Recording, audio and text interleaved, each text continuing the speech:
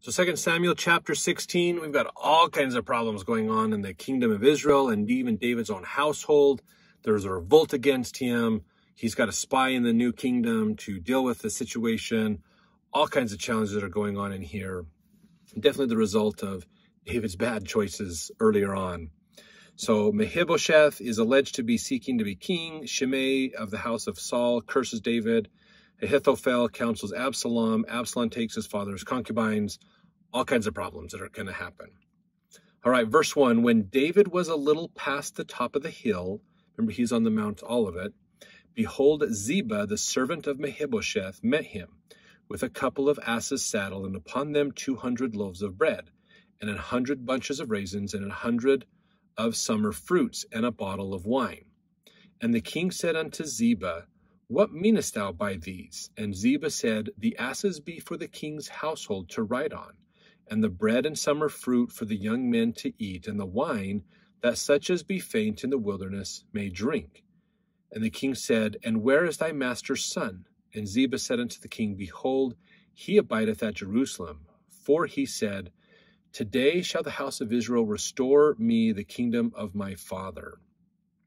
Then said the king to Ziba, Behold, thine are all that pertained unto Mephibosheth.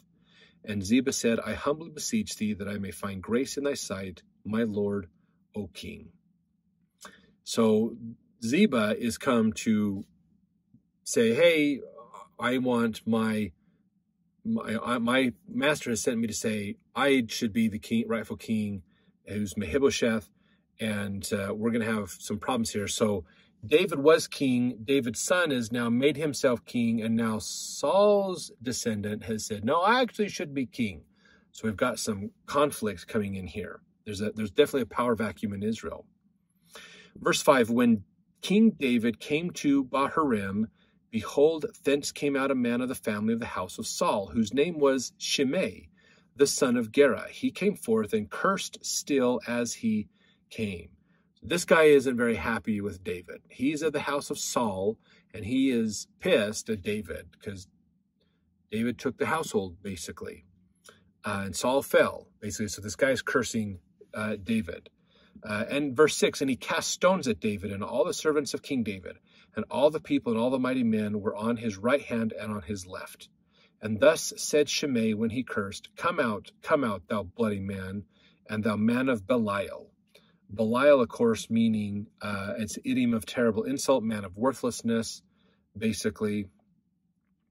Verse 8, the Lord hath returned upon thee all the blood of the house of Saul, in whose stead thou hast reigned, and the Lord hath delivered the kingdom into the hand of Absalom thy son. And behold, thou art taken in thy mischief, because thou art a bloody man. So this guy is just cursing up and down. Cursing doesn't necessarily mean swearing at him, but means more like pronouncing bad things will happen to him. Verse 9, then said Abishai, the son of Zeruiah, unto the king, Why should this dead dog curse my lord the king? Let me go over, I pray thee, and take off his head. So remember, this is the idiom of the dead dogs we learned about several chapters ago as well, talking about somebody who has no power, somebody has no influence. They're kind of just not really anybody of worth. So Zeruiah is like, let me just go kill him and get rid of this guy. He's a jerk. Verse 10, and the king said, What have I to do with you, ye sons of Zeruiah? So let him curse, because the Lord hath said unto him, Curse David. Who shall then say, Wherefore hast thou done so? So this verse gives us a little bit of tidbit. This guy isn't just coming out because he's pissed at David. He has been told by God, probably through a dream or some kind of inspiration, to curse David. So David's going, look, if God told him to curse me, who's to stop what God wants done? Is basically what it is. So that's why David is just standing there taking it, basically. And he says here, let's see, verse 11, and David said to Abishai and to all his servants, Behold, my son, which came forth of my bowels, seeketh my life.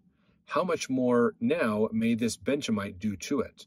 Let him alone, and let him curse, for the Lord hath bidden him.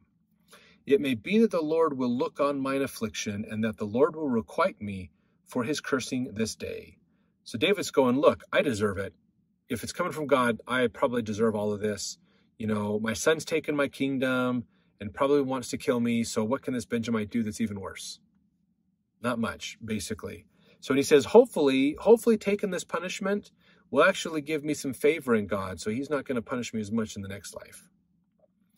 Verse 13, as David and his men went by the way, Shimei went along on the hill's side over against him, and cursed as he went, and threw stones at him and cast dust.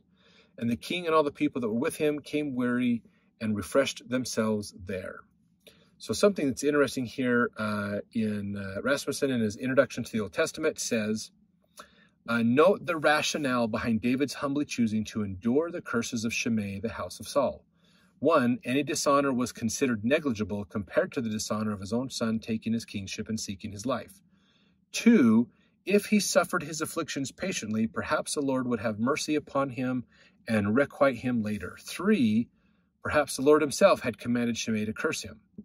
4, since the sons of Zeruiah, Abishai and Joab, were such men of violence, David countered as usual with more moderate action. So instead of killing him, no, let's not kill him. We'll be okay. So now we have verse 15, and Absalom and all the people, the men of Israel came to Jerusalem, and Ahithophel with him. So Absalom is David's son. He's now coming in to be the king. Verse 16, and it came to pass when Hushai the Archite, David's friend, was come unto Absalom, that Hushai said unto Absalom, God save the king, God save the king. So Hushai is saying that Absalom is the new king, saying, I'm loyal to the king. Verse 17, and Absalom said to Hushai, is this thy kindness to thy friend? Why wentest thou not with thy friend? So he's going, wait, Hushai, you're good friends with my dad. Why did you not go with him with everybody else that left? Verse 18, and Hushai said unto Absalom, nay, but whom the Lord and his people and all the men of Israel choose, his will I be, and with him will I abide. So Hushai's trying to tell Absalom, basically, I'm loyal to the throne, not so much the person on the throne. Basically, what the people say, if the people say you're the king, then I serve the king. And if you're the king, then that's who I serve, basically. Verse 19, and again, whom should I serve? Should I not serve in the presence of his son?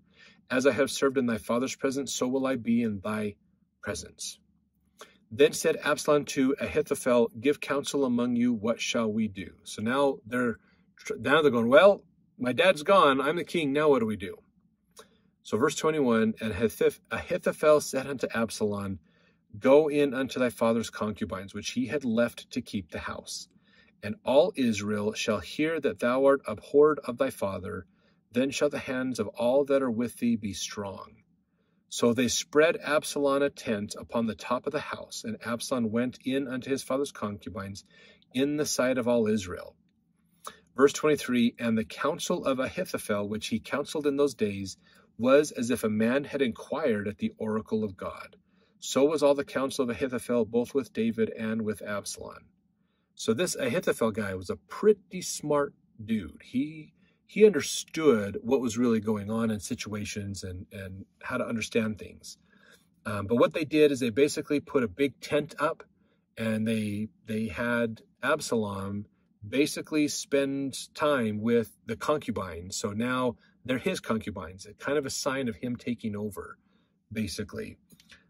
In Bible commentary by Keil and Delitzsch, they said, lying with the king's concubines was an appropriation of the royal harem, and as such a complete usurpation of the throne, which would render any reconciliation between Absalom and his father utterly impossible, and therefore would of necessity instigate the followers of Absalom to maintain his cause with all the greater firmness. This was what Ahithophel hoped to obtain through his advice. For unless the breach was too great to be healed with the affection of David towards his sons, which might in reality be called weakness, it was always a possible thing that he should forgive Absalom. And in that case, Ahithophel would be the one to suffer. So realize Ahithophel was the defector. He was in David's kingdom. He was an advisor to King David, and he was part of the conspiracy against him. So even if Absalom and David figured out how to come together and go, I'm sorry, Dad, I'm sorry, son, we'll work it out, Ahithophel is out because he's the guy that defected against the king. He's not family. So Ahithophel knows if David and Absalom reconcile, I'm the one I'm going to get hung. I'm the scapegoat, basically. It's going to be taken out. So we need to absolutely guarantee Absalom's kingdom. So by doing that, have him go sleep with his dad's concubines. That means basically Absalom has now appropriated these women to be his. They're no longer David's. David has lost his family. Absalom has taken over, basically. So that would put not just animosity between them, but secure Absalom as the king and take over. And the people would rally with him. He is the king. He has taken over. David has fled. This is our king. And now we've got him to deal with. So this is what Absalom does to put this together. So let's go to the next chapter to see what happens next in this crazy saga of David and his family.